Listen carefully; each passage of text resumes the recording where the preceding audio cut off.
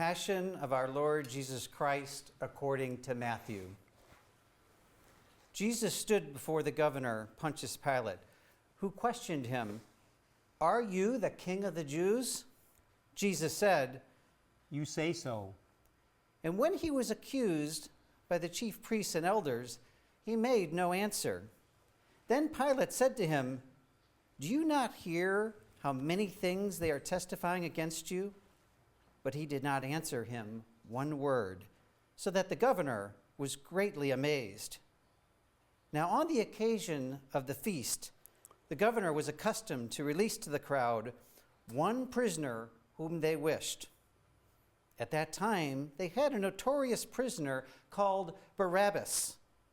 So when they had assembled, Pilate said to them, "Which one do you want me to release to you, Barabbas or Jesus, called Christ?" For he knew that it was out of envy that they had handed him over. While he was still seated on the bench, his wife sent him a message. "Have nothing to do with that righteous man. I suffered much in a dream today because of him." The chief priests and the elders persuaded the crowds to ask for Barabbas, but to destroy Jesus. The governor said to them in reply, "Which of the two do you want me to release to you?" They answered, "Barabbas." Pilate said to them, "Then what shall I do with Jesus, called Christ?" They all said, "Let him be crucified." But he said, "Why? What evil has he done?" They only shouted the louder, "Let him be crucified."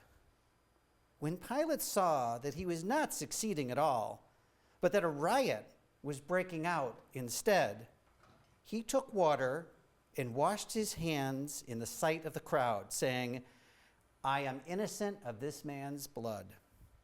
Look to it yourselves." And the whole people said in reply, "His blood be upon us and upon our children." Then he released Barabbas to them. But after he had Jesus scourged and handed him over to be crucified. Then the soldiers of the governor took Jesus inside the praetorium and gathered the whole cohort around him. They stripped off his clothes and threw a scarlet military cloak about him. Weaving a crown out of thorns, they placed it on his head and a reed in his right hand. And kneeling before him, they mocked him, saying, "Hail, King of the Jews!" They spat upon him and took the reed and kept striking him on the head. And when they had mocked him, they stripped him of the cloak, dressed him in his own clothes, and led him off to crucify him. As they were going out, they met a Cyrenian named Simon. This man they pressed into service to carry his cross. And when they had come to a place called Golgotha, which means place of the skull, they gave Jesus wine to drink mixed with gall. But when he had tasted it, he refused to drink.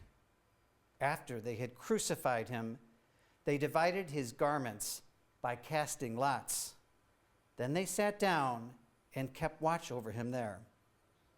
And they placed over his head the written charge against him, "This is Jesus, the King of the Jews." 2 revolutionaries were crucified with him, one on his right and the other on his left. Those passing by reviled him, shaking their heads and saying, "You who would destroy the temple and rebuild it in 3 days, save yourself if you are the Son of God, and come down from the cross." Likewise, the chief priests with the scribes and elders mocked him and said, "He saved others, he cannot save himself. So he is the King of Israel. Let him come down from the cross now, and we will believe in him. He trusted in God. Let him deliver him now if he wants him. For he said, 'I am the Son of God.'" The revolutionaries who were crucified with him also kept abusing him in the same way.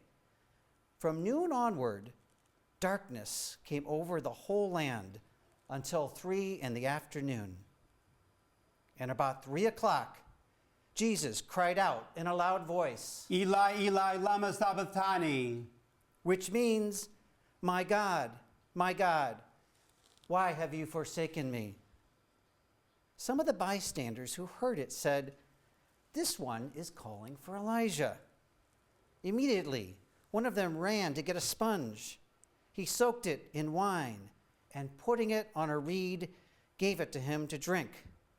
But the rest said, wait, let us see if Elijah comes to save him. But Jesus cried out again in a loud voice and gave up his spirit.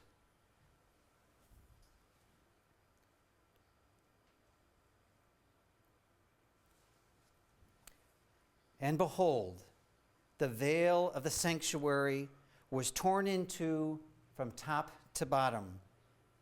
The earth quaked, rocks were split, tombs were opened, and the bodies of many saints who had fallen asleep were raised. And coming forth from their tombs after his resurrection, they entered the holy city and appeared to many. The centurion and the men with him, who were keeping watch over Jesus, feared greatly when they saw the earthquake and all that was happening. And they said, truly, this was the Son of God. The Gospel of the Lord.